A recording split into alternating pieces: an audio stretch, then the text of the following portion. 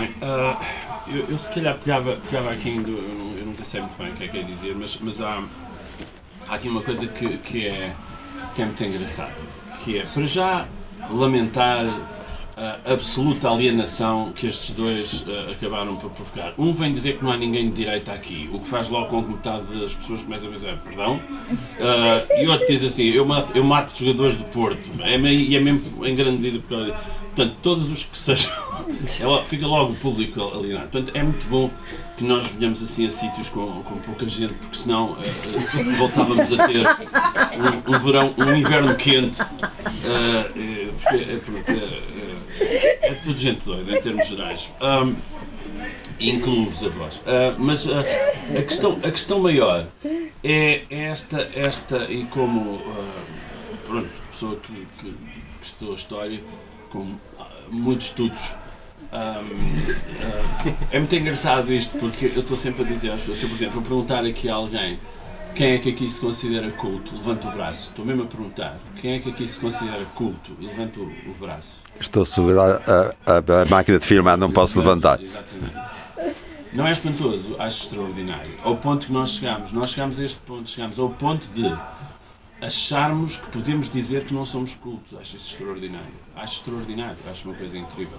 E é porque, por causa de modéstia, nem sequer se justifica isso. Porque qualquer pessoa culta sabe que nunca vai saber grande coisa. Até que, quanto mais sabe, vai descobrindo que sabe cada vez menos, porque há cada vez mais coisas para saber. Portanto, isso faz parte, é inerente à condição de ser culto. Portanto, sim, devíamos levantar o braço por uma razão muito simples. Primeiro, porque gastámos imenso dinheiro aos nossos pais a tirar cursos.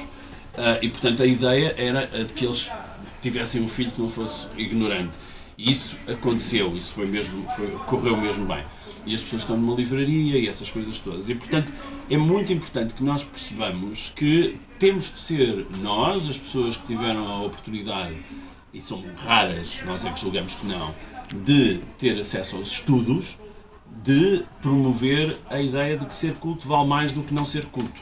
E, portanto, levantar o braço é absolutamente indispensável quando se faz uma pergunta dessas, porque senão, não, vocês são pais, é o que eu costumo dizer, vocês são pais, a ideia se levam os vossos filhos à escola, a ideia é que lá estejam gente culta dentro, mas se perguntarem aos professores a mesma pergunta que fiz aqui assim, e deve haver 2 ou 3 aqui, também não levantam o braço, que eu acho extraordinário. Portanto, a ideia é, olha, eu venho aqui entregar o meu filho a pessoas que em princípio não são cultas, não faz sentido rigorosamente nenhum.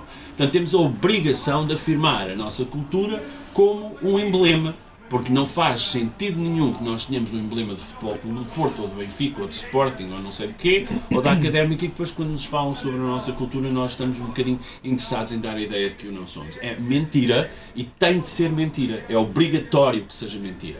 É absolutamente indispensável que os miúdos compreendam que saber mais coisas é mais importante e que funciona melhor do que não saber tantas coisas. E isso é indispensável, nós temos a obrigação de fazer. Como dizia Salvador Roberto Brecht, que a ideia hoje, temos às vezes que, não era o Brecht, de recordar o óbvio. Resta, em tempos selvagens como este, resta ao homem culto a obrigação de recordar o óbvio. Isso é absolutamente crucial nesta época. Nós estamos numa altura em que o vilipêndio da cultura percorre todos os nossos dias, por todo lado. Basta vocês pensarem a quantidade de vezes que dizem estes canais dão sempre a mesma coisa. E a gente muda de canal e está a dar um programa exatamente igual. Ora bem, chegou um bocadinho à altura de compreendermos que estamos completamente mergulhados numa sopa de mediania e de mesquinice e de pequenez e de palermice, que não é uma boa palermice, não é uma boa parvoeira. E nós precisamos de ser exigentes nisto e precisamos de trazer essa exigência para isso. E os miúdos são os mais importantes do nosso público, da nossa audiência. São eles o mais importante de tudo. Porque é fundamental que eles percebam a utilidade de ler, a utilidade de aprender coisas, de saber coisas e, sobretudo, que tenham a noção clara de que a escola não é o sítio onde se aprende. Esse é o ponto fundamental. A escola não é o lugar da aprendizagem. A escola é apenas uma forma económica de garantir que em 12 anos as pessoas conseguem ter mais ou menos os conhecimentos elementares para garantir que alguém seja livre e poderoso. Esse é o ponto essencial. Agora, a ideia pela qual a escola é o lugar onde a nascente do conhecimento é uma idiotia total. Nós temos que pensar isto exatamente ao contrário e pensar que a escola tem que ser o sítio onde os miúdos chegam com os seus conhecimentos e nós vamos aproveitá-los e tentar fazer com que aquilo faça algum sentido para qualquer uma pessoa. A clorofila tem a mesma importância. É mesmo fundamental. O cone dos vulcões é mesmo indispensável. E a constante alteração da roda dos alimentos é absolutamente crucial, tão crucial como uma metáfora. É fundamental saber o princípio passado disto e daquilo, como saber que o Dom Luís não é um rei do século XII. Portanto, todas estas questões são absolutamente rigorosas e todos nós, na nossa coleção de cultura, temos imensos cromos a caderneta está cheia de cromos por arranjar. E esse é o ponto ideal, o ponto fundamental de cada um de nós, o desejo secreto de cada um de nós é sermos sempre o mais estúpido e o mais ignorante da sala. Esse é o ponto essencial, podermos ir a... Imaginem o que era a vossa vida, se andassem sempre, constantemente, em sítios onde vocês claramente eram as pessoas mais ignorantes de toda a sala. Isso significava que estavam no sítio certo, significava que estavam constantemente rodeados de pessoas que admiravam, que diziam coisas que fossem... Era só epifanias atrás de epifanias, não sei se depois teriam de ser medicados com qualquer coisa, mas era demasiado. Esse era o ideal de todas as pessoas. Ora bem, o que é que isto tem a ver um bocado com esta coisa da história de Portugal? É que nós temos esse esforço. O esforço é esse. Se vocês repararem, uma boa parte das coisas que o Nuno leu não parecem às vezes nem ser coisas para crianças. E o que nós queremos um bocado com este registro, que é a coisa mais difícil de encontrar num livro, é o registro, o tom, a forma como nós vamos fazer. Não é a escolha dos episódios, fazem-nos sempre muitas perguntas. Então, houve coisas que deixaram de fora. A sério? Claro que sim, houve centenas de coisas que deixaram de fora. Agora, a questão não é essa, o ponto essencial é encontrar o tom certo. E o tom não pode ser condescendente, não se pode tratar as crianças como se fossem uns imbecis. Por uma razão muito simples, porque não são, na maior parte dos casos. E, portanto, eles são extremamente exigentes e tentem ter piada junto dos miúdos e vão ver. Boa sorte nesse projeto. Arranjem um grupo de 6 miúdos e façam-nos rir. Vamos a isso. Boa sorte. Porque não vai ser fácil, garanto-vos. Eles são bastante exigentes nestas coisas. E, portanto, a ideia de nós... Se vocês chegarem ao pé de um miúdo e lhe disserem que o Benfica vai jogar com o Sporting e vice-versa, ele vai pensar neste terceiro clube que não conhecia, que é, portanto, é o Benfica, é o Sporting e o vice-versa Futebol Clube. Eu não sei quem são estes. E, portanto, a ideia de começar imediatamente a dizer, bem, que rapaz tão ignorante, aqui estou eu com uma oportunidade para poder explicar uma coisa sobre outra. Isso é muito importante porque, na verdade, eles não tiveram nenhuma circunstância em que o vice-versa lhes aparecesse à frente. E é por isso que é fundamental ter esta multidão de gente culta. E que tragam cultura todos os dias para todos os contactos que têm. E a cultura aparece-nos de todas as formas. E o humor é provavelmente a calçadeira mais perfeita para fazer com que as pessoas percebam a importância da cultura. Porque é leve. A leveza é extremamente fundamental. Nós estamos numa época em que todos carregamos um peso tremendo. As espiritualidades ocas que estão por aí por todo lado, a encher a vida, as mineralogias todas, os miasmas e aquelas coisas muito zen e tal, tudo isso é tudo muito respeitável, mas na verdade, em grande medida, isso esconde muito. Enquanto nós estamos aqui a falar, há pessoas deitadas numa cama qualquer, com alguém com as mãos por cima a fazer uma coisa mais ou menos monárquica chamada Reiki, quer dizer, nós vivemos esta época e vivemos numa época em que as pessoas estão desesperadas por encontrar alguma âncora e ainda não compreenderam que, numa boa parte, não conseguem entender que alguns destes livros que aqui estão nestas prateleiras lhes vão proporcionar essa espiritualidade que necessitam, essa âncora de cultura. Portanto, são pessoas que estão, em grande medida, nem sequer abordam aquilo que já trouxe essa visão espiritual da vida, lendo um Thomas Mann, ou uma montanha mágica, ou ler mesmo coisas terríveis como os Kafkas todos, quer dizer, toda a arte, o belo, estarmos rodeados da arte e do belo, traz-nos em grande medida essas âncoras, essa estabilidade de perceber que nem tudo é volúvel, nem tudo é volátil. E é muito importante percebermos isto. É muito importante que compreendamos que há muito pouca coisa nova debaixo do sol, não é? E que todas estas erupções vulcânicas que vamos vivendo todos os dias, agora caiu um governo e parece que o país está órfão, vai tudo morrer, começar a tossir e caímos todos mortos daqui a 10 minutos. Quer dizer, não, é uma vulgaridade cair um governo, é uma absoluta vulgaridade. A história traz-nos esta segurança. Porque quando nós estudamos a Primeira República e começamos a estudar o que se passa sobre isto, e não é preciso a Primeira República, antes da Primeira República, que é, aliás, extremamente vilipendiada, porque, não se sabia viver em democracia, em liberdade, e, portanto, vejam o que a liberdade fez às pessoas. Aquilo era só governos a cair. Não é nada assim. Antes da implantação da República, houve um período até que se chamou de acalmação. Ou seja, o caos era tão total, para além da bancarrota que existiu, o caos era tão total que nós associamos muitas vezes à Primeira República essa instabilidade política. Não, a instabilidade política vem de trás e é algo que permanece durante muito tempo.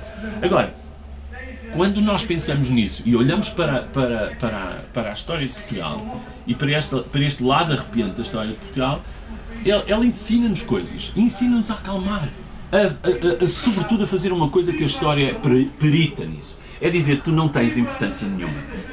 Alô? É só para dizer que vais morrer.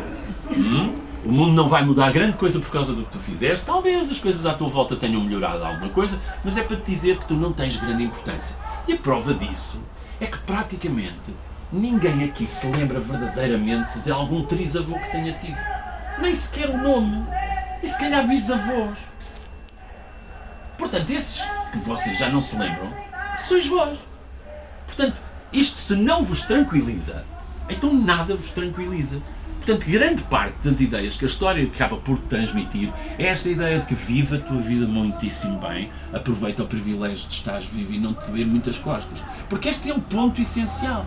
E, portanto, nós temos de começar a perceber a história como um lugar onde vamos encontrar uma enorme, uma gigantesca reserva de humildade. E esse ponto é extremamente interessante. E, portanto, quando nós aqui vamos à procura do anódino, do apócrifo, daquilo que é irrisório, quase frívolo, é um exercício dessa humildade. Quando nós estamos no meio de uma revolução em que Lisboa está a ser bombardeada de 3 lados, temos os navios a lançar bombas em cima do Rossio. Do outro lado temos o Machado dos Santos a tirar bombas para cima do Rossio. Na implantação. Na implantação da República. O que é que eu disse? É uma revolução e... Sim. Na implantação da República. Então, e depois temos ali um desgraçado que está ali no meio a levar com tudo e a bombardear também por todas as direções. E estamos no meio disto tudo. O Cândido dos Reis mata-se porque a coisa está a correr pessimamente e de certeza que isto vai ser o caos, e eu tinha jurado a mim próprio que dava a vida por esta causa. Ele não morre por cobardia, que é outra das ideias que às vezes se tem. Ele morre porque jurou a si mesmo dar a sua vida por aquela revolução. E quando percebe que as coisas não estão a correr bem, ele cumpre a sua palavra. Essa é a função. E é por isso que há tantas ruas chamadas Cândido dos Reis em todo o país. E o ponto essencial é que no meio disto tudo, desta tensão incrível, desta brutalidade que se viveu, que nunca mais se viveu em Lisboa, já se tinha vivido pior ainda, mas desde então nunca mais, há um embaixador alemão que está completamente atónito com tudo o que está a passar-se, e a única coisa que ele quer é dizer, olha, matem-se lá o que quiserem, vocês portugueses, mas eu tenho aqui uma série de estrangeiros que gostavam de se ir embora, fugir daqui, mas não podem fugir porque vocês podem matá-los, e isso faz muito mal à saúde. E, portanto, aquilo que vos queria pedir era, parem só aí um bocadinho e deixem-nos ir embora. É só isso. Então pega numa bandeira branca e vai a subir à Avenida da Liberdade, não se chamava assim, mas pronto, ele vai subir por ali fora e tal. E os revoltosos olham para aquilo e dizem, olha, vem do sítio dos monárquicos, portanto devem estar a render-se. Viva a República! E acaba. E termina a mais estrondosa e barulhenta, ruidosa revolução que alguma vez tivemos em Portugal, acaba por causa de um equívoco palerma como este. E é uma coisa extraordinária. E o povo sai à rua e vem tudo a dizer, ganhamos! E agora imaginem que é a parte que me diverte mais. É os monárquicos. Aqueles tipos estiveram ali a lutar, a levar com canhões de todo o lado, e a certa altura, olha, para dizer que tu te rendeste. Eu, como? Não, hã? Eu adoro este momento, o momento em que eles estão ali e não fazem a menor ideia, e depois chegam a uma conclusão maravilhosamente portuguesa, que é, está bem. Eu adoro isto, a ideia de que, também, olha, para o que é, não sei o que é que disseram, percebem? Mas a ideia do que, para o que é bacalhau basta, acho maravilhoso, porque estamos a decidir o destino de um país e há um tipo que, eu não sei, eu acho que este indivíduo, este embaixador, deve ter contado esta história aos netos milhões de vezes. Nem os netos acreditavam. Não, os depois devem dizer, o avô vai contar isto outra vez, mas deve ser... Era o Sr. Alzheimer. Deve ser coisa assim. Mas qualquer coisa deste género. E quando a história nos traz esta coisa e estamos nós completamente solenes a contar a história de Portugal e chegamos e abrimos novos mundos ao mundo, que é tudo verdade, e fizemos essas coisas todas e somos extraordinários e fizemos coisas... E depois vamos esgravatar um bocadinho. Não é preciso esgravatar muito. Esgravatar, não é preciso nenhuma relha enorme que vá buscar o sol lá ao fundo. Não é preciso nada disso. É só esgravatar com um pincel, como fazem os arqueólogos, meia dúzia de coisas e começamos a ver ali assim o que é que... Eu adoro esta música. Não é bonita, não tem nada a ver com questões ideológicas, mas já não sei o que é que ia dizer.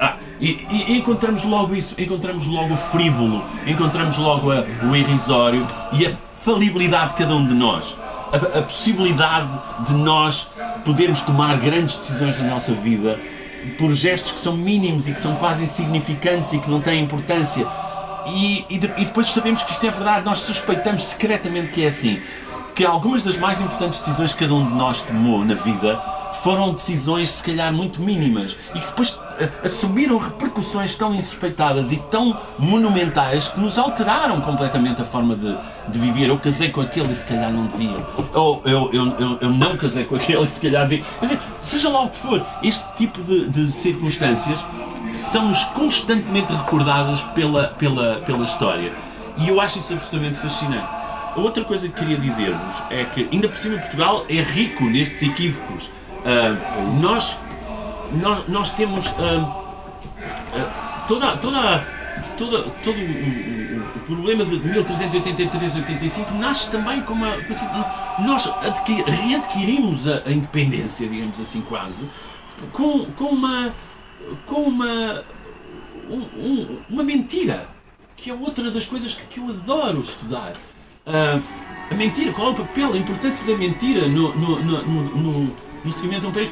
Quando nós conseguimos reunir o povo português de Lisboa, melhor, o povo lisboeta, numa revolução inteira, contando-lhe uma aldrabice e dizendo que mata o mestre, quando era exatamente o oposto. O grande assassino desse momento era o próprio mestre. Acho uma coisa extraordinária. Portanto, é uma espécie de política enganosa, coisa nunca vista entretanto. Mas o ponto é extraordinário. É que ir à procura destes momentos, destes detalhezinhos, é absolutamente incrível. Quando nós pensamos na guerra colonial, Angola, Moçambique e Guiné se erguem em armas para poderem acompanhar tudo o que era o zeitgeist dos tempos, aquela ideia de que os países africanos têm que adquirir a sua independência. E depois vamos procurar exatamente onde é que isto começa. E vamos parar a um dos contos que aqui está, que é o cão de Pitigati. Quer dizer, é uma coisa... Deixa-me só ver. Onde é que isto está? 40.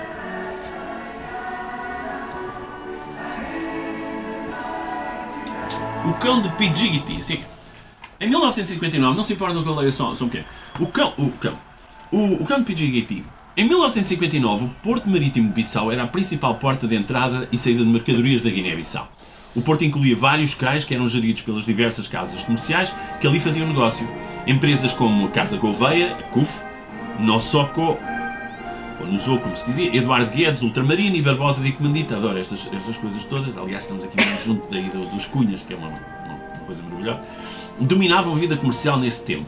Mercadorias de todo o mundo chegavam à Guiné e eram depois transportadas por muitas lanchas que as desembarcavam nos armazéns destes estabelecimentos comerciais.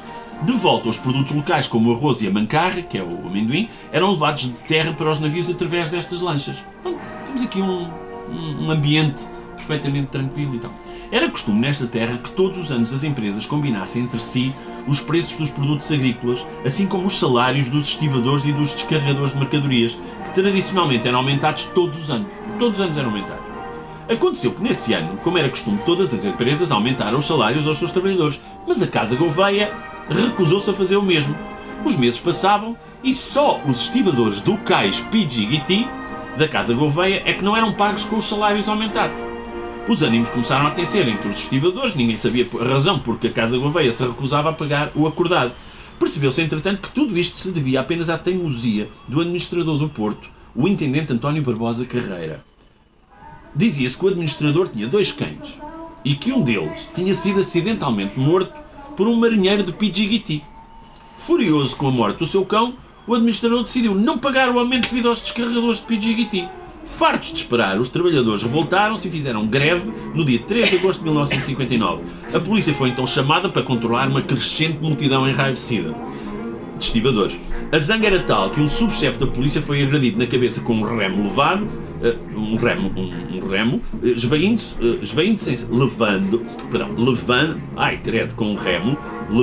esvaindo sem sangue, ao hospital. Os gritos aumentavam a cada minuto e todos se armavam de ferros, remos e o que houvesse à mão. Os populares furiosos dirigiram-se para a sede da Casa Gouveia, saltando os portões para tentar parar tanta gente assanhada. O comandante militar acabou por dar ordem de fogo e, no meio do pânico total, tanto de polícias como de estivadores, deu-se o terrível massacre de Pidjigiti.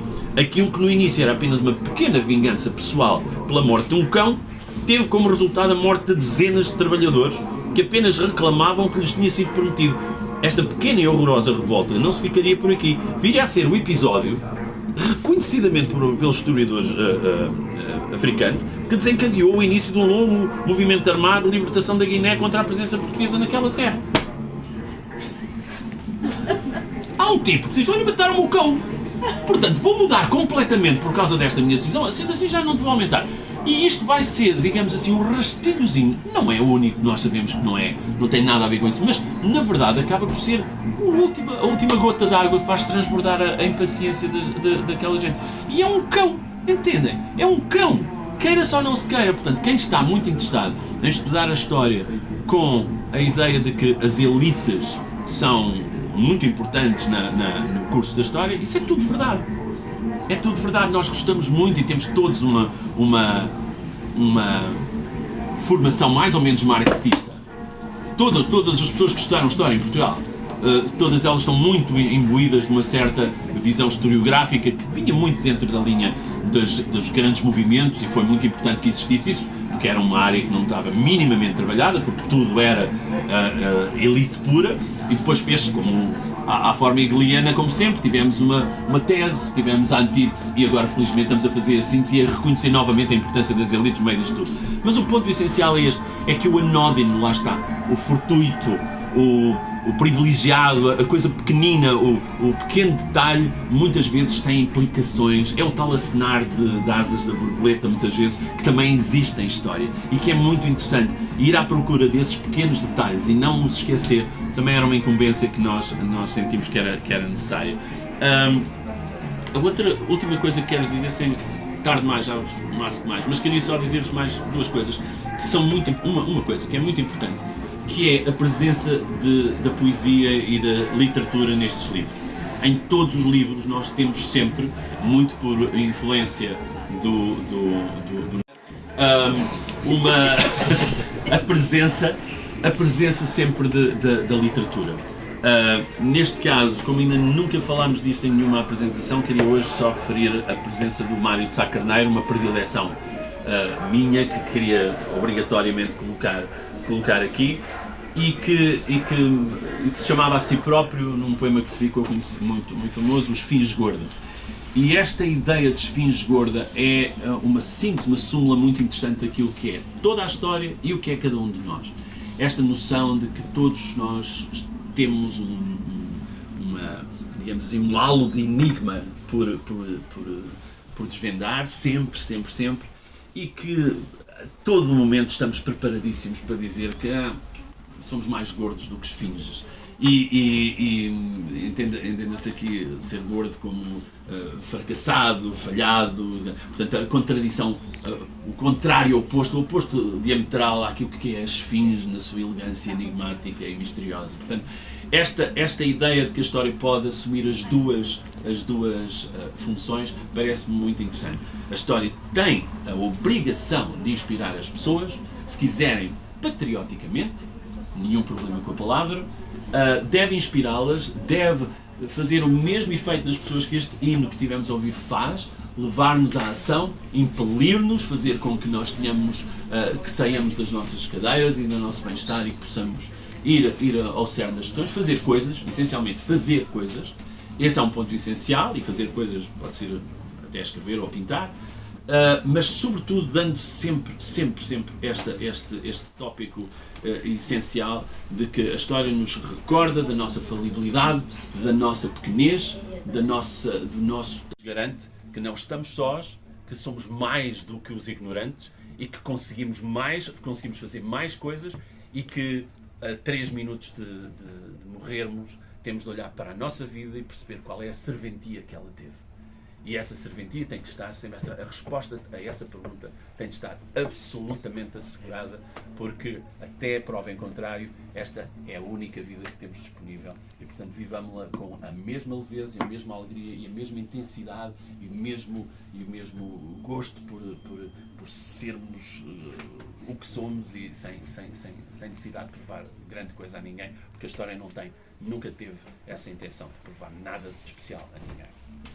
Muito obrigado.